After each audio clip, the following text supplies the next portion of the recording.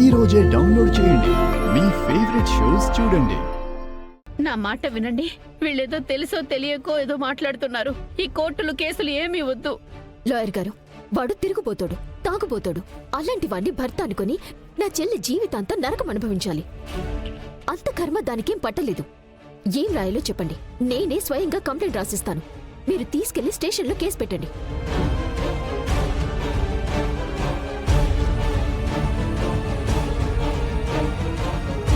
సరేనమ్మా, మీరు ఈ విషయంలో ఇంత పట్టుదలగా ఉన్నప్పుడు నేను మాత్రం కాదనేదేముంది?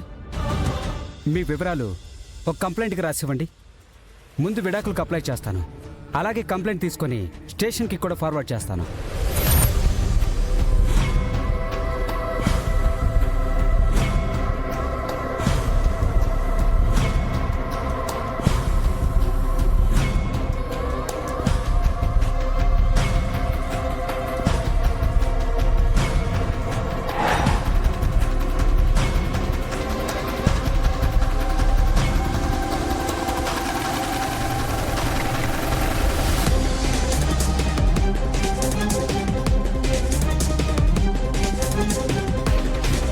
వినరు కదే, తల్లి మాట కూడా వినరు కదే మీరు.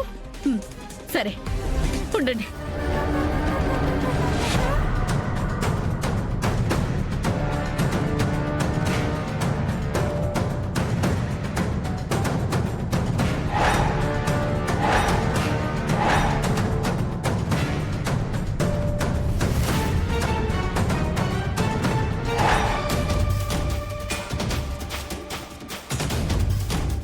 అది తన భర్త అని అనుకున్నా అనుకోకపోయినా తనే ఈ ఇంటి అల్లుడు.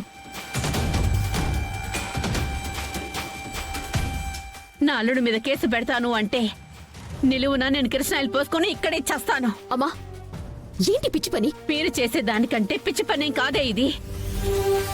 తాళి అంటే విలువ లేదు, తల్లి అంటే విలువ లేదు. ఇక అలాంటప్పుడు బతకడం ఎందుకే? చేస్తాను. మీకు నచ్చినట్టు మీరు చేసుకోండి.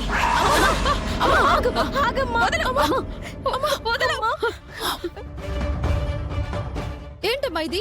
మీ అక్క మాట వినవే, బాగుపడతావు.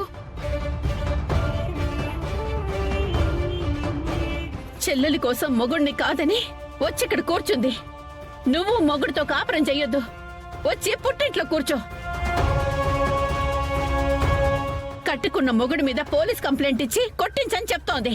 విను, మీ అక్క మాట బాగా విను. మీ అక్కకు నచ్చిందే చెయ్యి నువ్వు. మీకెవరికి అడ్డ లేకుండా నేనే పోతాను. అక్క, అన్నను పోగొట్టుకున్నాం, అమ్మను కూడా పోగొట్టుకుందామా? నీ ఆవేశానికి అమ్మని బలి చేస్తావా?